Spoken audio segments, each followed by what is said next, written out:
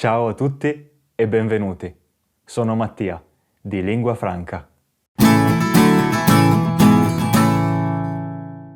Cominciare a studiare l'italiano da zero può sembrare un compito impossibile. L'idea di dover imparare a memoria ogni singola parola che già conoscete nella vostra lingua è effettivamente un pensiero spaventoso. Per fortuna, imparare una lingua non funziona così.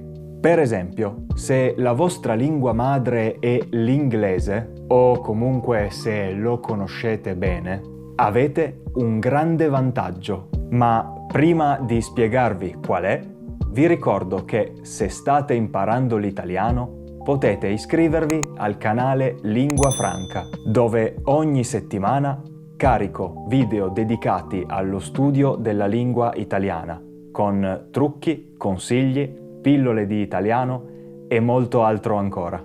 Ma torniamo al video. L'inglese, anche se appartiene a un gruppo linguistico diverso dall'italiano, contiene un 30% di parole di derivazione latina.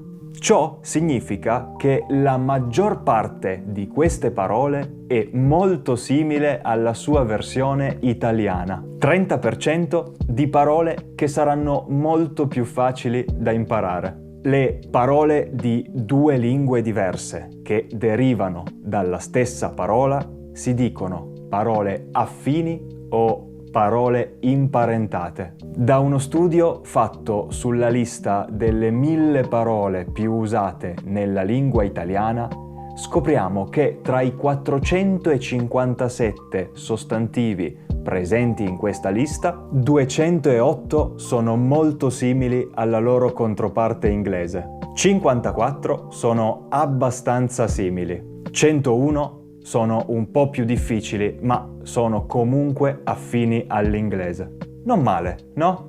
Vediamo insieme qualche esempio. Animale, area, arte, banda, classe, continente, costo, cuoco, deserto, elemento e molte altre ancora. Sto preparando un elenco completo di tutte queste parole, con in più alcuni consigli su come memorizzarle nel modo migliore.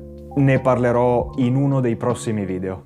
Inoltre, molte di queste parole rientrano in alcune categorie che ci permettono di trovare la traduzione semplicemente sostituendo alcune lettere. Per esempio, ci sono molte parole che finiscono con A, L, E in italiano e con A, L in inglese. Finale, originale, artificiale. Altre che finiscono in abile in italiano e in able in inglese, come terribile, possibile, responsabile. Vedete? Questo vi permetterà di accelerare moltissimo l'apprendimento della lingua italiana, rendendolo anche più facile. Ovviamente dovrete imparare a pronunciare queste parole correttamente in italiano. Ma, come abbiamo già detto in un altro video, la fonetica italiana è relativamente semplice. E comunque direi che è una bella notizia.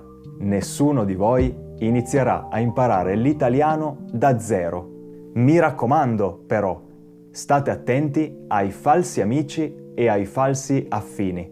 I falsi amici sono parole che a volte hanno la stessa origine, ma nelle due lingue significano due cose diverse. Per esempio, camera in italiano significa room in inglese, mentre la cosa con cui fate le foto si chiama macchina fotografica. I falsi affini, invece, sono parole che si somigliano solo per caso, ma non necessariamente hanno la stessa origine. Per esempio, fame in italiano non ha lo stesso significato che fame in inglese. ma significa hunger. Nella lista che sto creando ci saranno anche queste parole. Se avete un amico che vorrebbe imparare l'italiano, ma pensa che sia troppo difficile, mandategli questo video. Magari lo motiverà abbastanza e avrete un nuovo compagno di studi in questa bellissima avventura. Bene, per oggi è tutto. Se questo video vi è piaciuto, fatelo sapere a YouTube cliccando il pollice in alto qui sotto. Ci vediamo nel prossimo video. Buon italiano a tutti!